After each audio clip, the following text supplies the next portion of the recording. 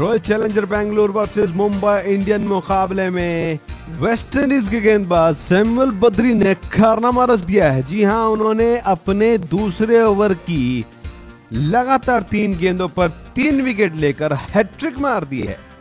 मुंबई फिलहाल गर्त में चली गई। आपको बता दूं कि जब वो दूसरा ओवर लेकर आए अपना, उस वक्त पटेल बल्लेबाजी कर रहे थे। पटेल को उन्होंने गेल के हाथों कैच आउट कराया। उसके बाद एक्सपेरिमेंट के रूप में न्यूजीलैंड के मैकग्लेशन को भेजा गया था, जो कि गेंदबाज हैं। वो बैटिंग करने के लिए आए थे और ये एक्सपेरिमेंट फेल रहा और वो सीधे आउट हो गए। इसके बाद कप्तान रोहित शर्मा सामना कर रहे थे हैट्रिक बॉल का और रोहित शर्मा को उन्होंने बोल्ड कर दिया। जी हां, रोहित शर्मा जो आउट ऑफ फॉर्म चल रहे हैं, वो तीसरे खिलाड़ी बने इस हैट्रिक में।